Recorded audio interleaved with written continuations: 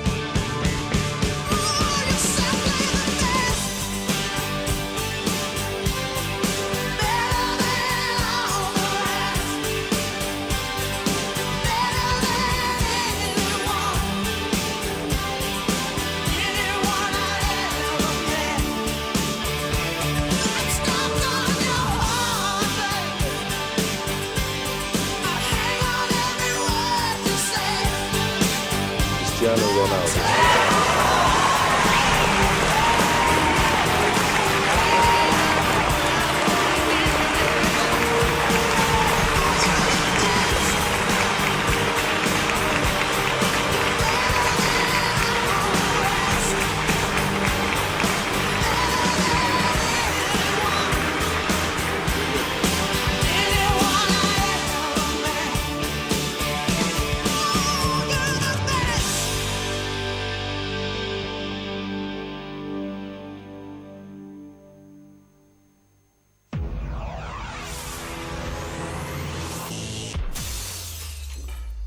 Beh, che dire, senza parole, perché insomma vedere realizzare cose di questo genere non è da tutti e Cristiano Ronaldo sicuramente è un grande fuoriclasse e quest'anno il pallone d'oro è super meritato. Volevi dire un'altra cosina così per chiudere? No, mi stavo ricommuovendo. Perfetto. Ci ha raggiunto con il gruppo degli ospiti oggi Alessio Patti, che salutiamo. Ciao Alessio. Ciao Ettore, buonasera a Ben tutti. ritrovato, voglio sentire una battuta veloce anche su Cristiano Ronaldo. Non esiste un fuoriclasse di questo genere nel mondo del calcio a 5? Sì, no, abbiamo Falcao, no? Falcao e Ricardinho che sono le controparti di Messi e Cristiano Ronaldo. Voglio dire solo che quest'uomo, questo grandissimo uomo viene visto come il simbolo dell'eziosismo nel mondo del calcio quando poi è più umile di molti altri. È vero, sono assolutamente d'accordo. Subito al campionato di prima categoria, oggi non abbiamo il commento tecnico di Antonio Borzi, quindi ci limiteremo soltanto alla presentazione dei 4 gironi con la schermata. Iniziamo subito con il girone A, i risultati e poi la classifica con il commento anche di Ciccio Rametta. Equipe Comprensorio Palermo, Bagheria 2-2, Bonagia Sant'Andrea, Campobello 1-1, Città di Cassaldaccia, Ezio Roma 1-1, Città Isole delle Femmine, Iatina Pro Monreale 0-0, Borgata Terrenove, Partini Caudace 3-1, Don Orione Sparta Palermo 1-2, Riposa Bolognetta. Beh, da notare che con questa vittoria nel quasi scontro diretto, e già può partire anche la classifica, il Borgata Terrenove probabilmente ha creato i presupposti per una vittoria finale in questo girone A del campionato di prima categoria. Sì, mi sembra lampante, prima contro seconda, vittoria netta, importante e ora più 8, quindi anche il Borgata Terrenove ora è pienamente artefice del suo destino. Ti faccio notare che in questo girone tutti i pareggi hanno vinto solo la capolista e lo Sparta Palermo. È vero, giusto, una nota importantissima. Proseguiamo e poi inizieremo a parlare anche con i nostri ospiti. Parliamo adesso del girone E del campionato sempre di prima categoria. Guardiamo i risultati di questa quarta giornata di ritorno. Desport Gaggi, Aci Sant'Antonio 2-2, Messina Sud, Calatabbiano 0-2, Russo Sebastiano, Città di Aci Catena 0-0, Milo Ionica Football Club 1-0, Aci Banaccorsi, Real Samte Venerina 1-0, Robur Sporting Club Giardini 2-1, Lineri Mister Bianco, Tre Castagni 2-3. Ciccio, sembrerebbe ormai un discorso a due, no? Il Tremestiere che seppur sfaticando vince a Mister Bianco e soprattutto questo Calatabbiano che continua a non mollare. Guardiamo infatti la classifica e vediamo Tre Castagni 44 e Calatabbiano 40. Però diciamo che è stata una giornata pro Calatabbiano perché la vittoria è stata più convincente. Invece il Tre Castagni in questo testacoda ci aspettavamo una vittoria più netta, solo 3-2. Penso sia stata una partita combattuta, quindi evidentemente il Mister Bianco questo ultimo posto diciamo che non è proprio meritato, ecco, magari una squadra di ripresa. Infatti, voglio parlare con Mario Giuffrida, Città di Mascalucia. Beh, un Tre Castagni che comunque è super attrezzato, tutti i tecnici hanno detto che la squadra insomma, è sicuramente una squadra di categoria superiore. Sì, è attrezzato per... L'hai visto giocare? Sì. Conosco anche tanti elementi che fanno parte di quel gruppo e sono sicuramente elementi che farebbero bene anche in categorie superiori. Un po' di delusione anche dell'Aci Sant'Antonio? Si sperava insomma in una possibile... Ma secondo me è forte il Tre Castagni. più che non forte la C Sant'Antonio. Questo che risposta diplomatica, poi già da mister... Ha un organico più completo il ha un Trecastani, organico è più completo. preparato per vincere il campionato. È vero, è vero, è vero. E poi c'è questo Milo, Vittorio, che è messo lì in attesa che un po' tutti gli altri sbaglino per cercare di accalappiarsi anche la possibilità di fare i playoff. Sì, la prima categoria solitamente conferma un certo equilibrio nelle prime 5-6 posizioni. Poi sono d'accordo col mister Giuffrida, poi quando ci sono società come quella del Trecastani che ha sicuramente allestito un organico superiore a quello che è la categoria, difficilmente troveranno problemi. Il Milo si può inserire, non c'è dubbio. Io ritengo però che è un discorso playoff. Poi quanto riguarda il primo posto, I giochi sembrerebbero già fatti. Non lo dicono ancora i numeri, però il Trecastani decisamente è stato costruito meglio per il salto di categoria. È vero, è vero, è vero.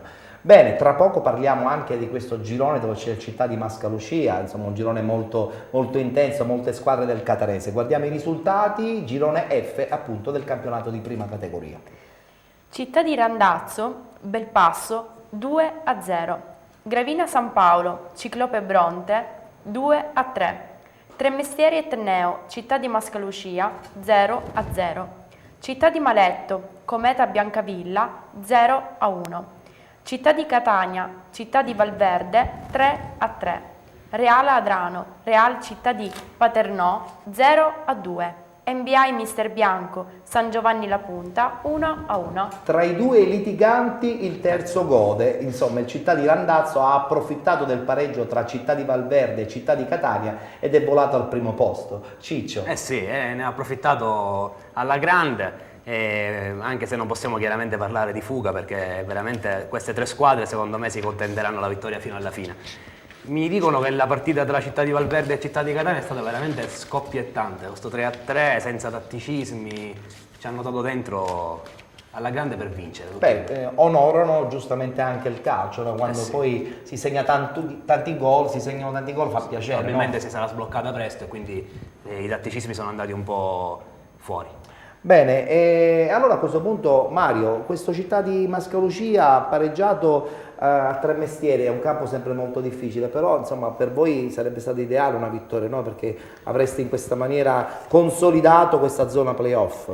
Per noi sarebbe stato ideale vincere tutte le partite. Ma non è possibile solo che ci questo. sono anche gli avversari che nell'arco dei mesi si riorganizzano, cercano di migliorarsi, cercano di raggiungere gli obiettivi che ognuno si prefissa, e quindi ogni partita ha sempre la sua storia, nasce e finisce nei 90 minuti, e posso dire di essere contento del risultato finale, perché abbiamo incontrato una squadra che secondo me risalirà a quello che è la classifica. Sei molto ottimista, tu tra l'altro sei entrato in corsa, hai sostituito Platania da qualche settimana, che atmosfera regna nella squadra? Si è consapevoli che comunque ancora quantomeno i playoff sono alla portata?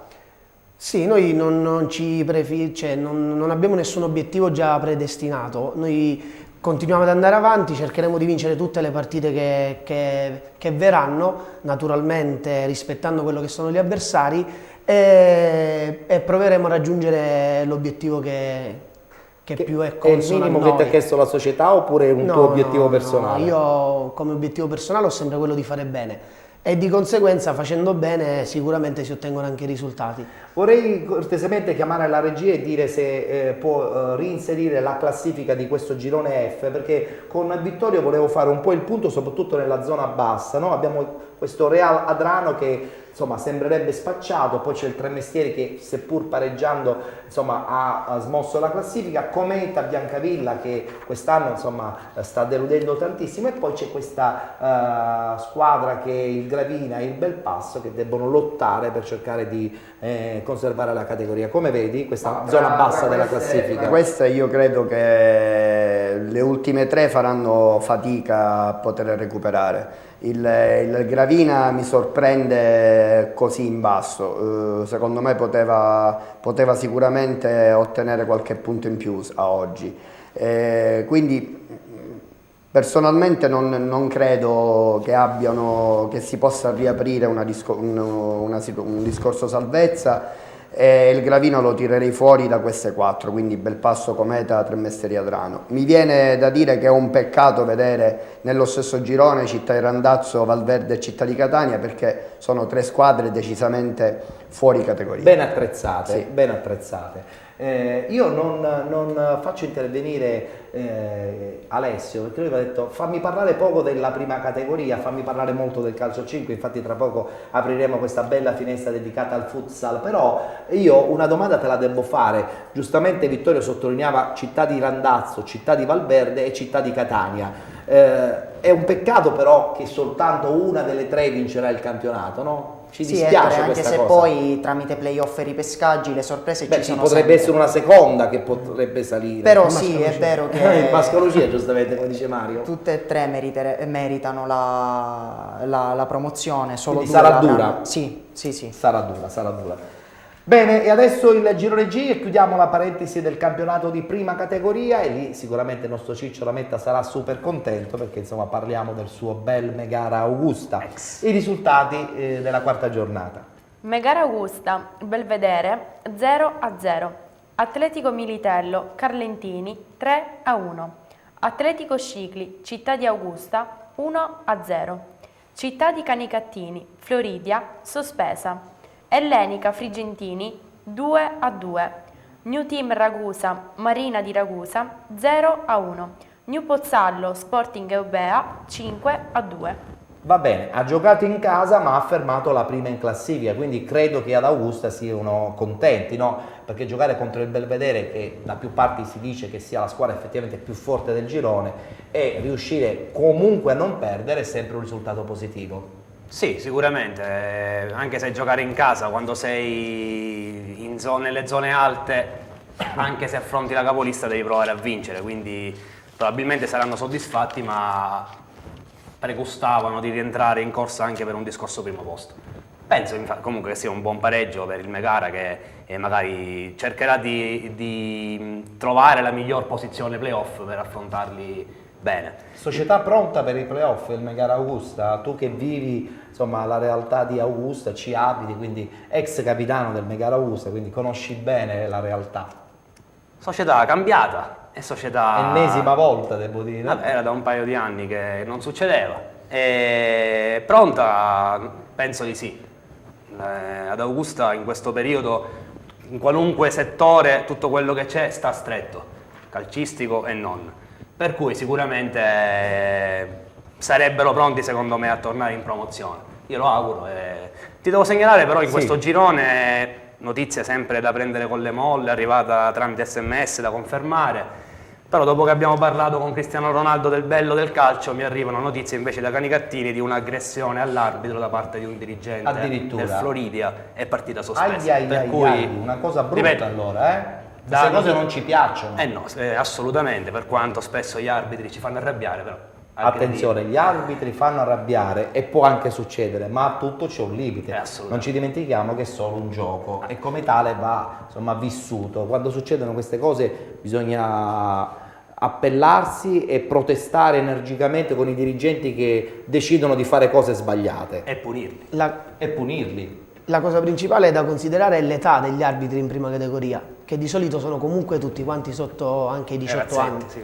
Quindi stiamo parlando Ma di d'altra ragazzi parte si deve iniziare, che si probabilmente deve iniziare. sbagliano meno di quanto sbagliano in campo i giocatori, sicuramente. Indubbiamente, però questi giovani arbitri devono iniziare, è chiaro che devono fare un background tale da portarli poi giustamente ad allenare in categorie superiori, ma debbono iniziare anche da queste categorie. Vittorio. Io sono d'accordo, infatti si parte secondo me da una base sbagliata e dico, non voglio andare contro quello che dice il mister, ma dico giovani o non giovani, appunto devono iniziare. Io dico sempre, sbaglia l'attaccante il gol davanti la porta, sbaglia il l'arbitro portiere, che non riesce a sbaglia regolare il l'arbitro. E fuorigioco. allora io non ho mai visto ammazzare un attaccante perché ha sbagliato un gol a porta vuota, e allora L'arbitro sì, perché, però. perché dobbiamo ammazzare l'arbitro? Dico, è una metafora, però in realtà è questo. Senti, nel settore giovanile come si comportano gli arbitri? Sono assolutamente... Se dovessi giudicarli, purtroppo dovrei dire che si comportano male perché sono inesperienti, poco ma sono preparati. anche impreparati secondo me. Secondo me Alcune volte molto, sono anche molto impreparati. poco preparati, perché a volte assisti a situazioni dove ti rendi conto che non conoscono le regole. E questa è la cosa più brutta. Io una volta